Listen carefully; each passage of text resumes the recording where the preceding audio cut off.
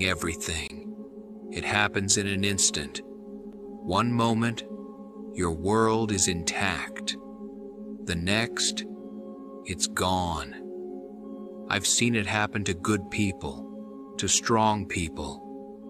Maybe it's happened to you. But here's what they don't tell you about rock bottom. It's not just a place of despair. It's also a foundation. The only direction from absolute zero is up. When you lose everything, your purpose, your loved ones, your faith in yourself, you're faced with the most important choice you'll ever make. Will you stay down, or will you rise? I once knew a man who lost his father as a child, lost his best friend as a teenager, lost his mentor shortly after, lost his students one by one, lost his purpose, his village, his faith in the systems he'd sworn to protect. By all accounts, he had every right to give up, to walk away, to let bitterness consume what little remained of his heart. But he didn't. Instead, he woke up each morning. He put one foot in front of the other.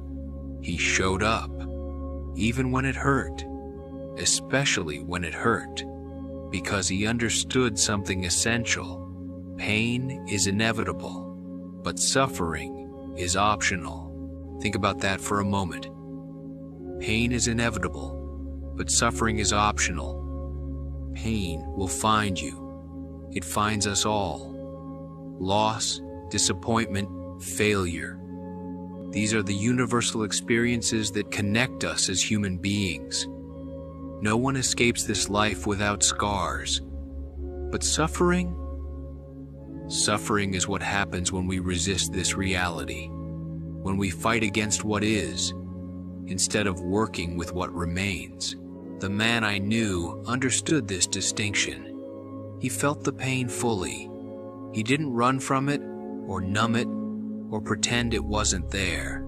But he refused to let it define him, refused to let it dictate his future. And that's the first lesson in rising from the ashes. Don't deny your pain. Don't hide from it. Look it straight in the eye and say, yes, you're here. But you don't get to decide who I become. There was a day, just one of many dark days, when this man stood before a memorial stone.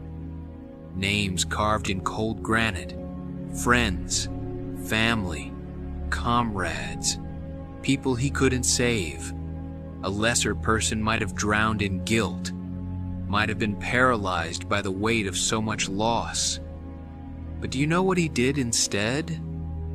He made a vow, not a dramatic promise, not some grand declaration, just a quiet commitment to honor their memory by living fully, by protecting what they valued, by carrying forward their will. And that's the second lesson.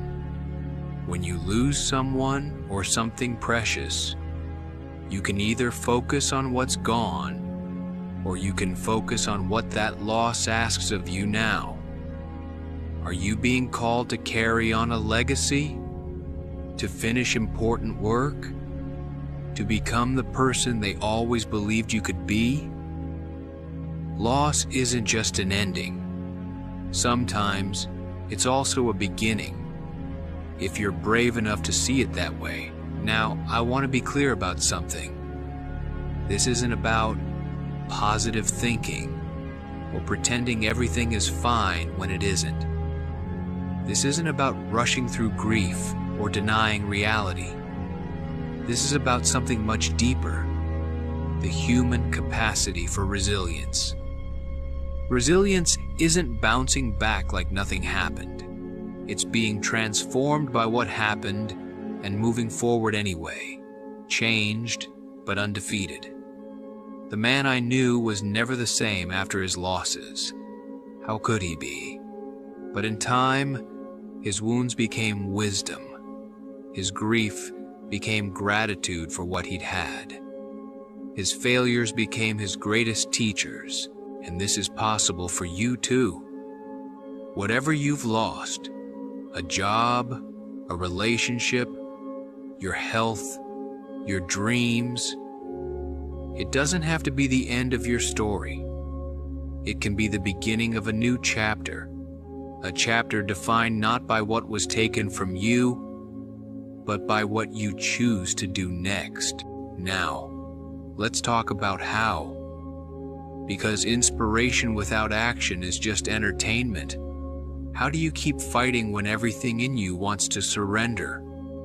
The man I knew would tell you it starts with small steps, tiny victories, getting out of bed when depression tells you to stay down, eating when you have no appetite, reaching out when isolation feels safer.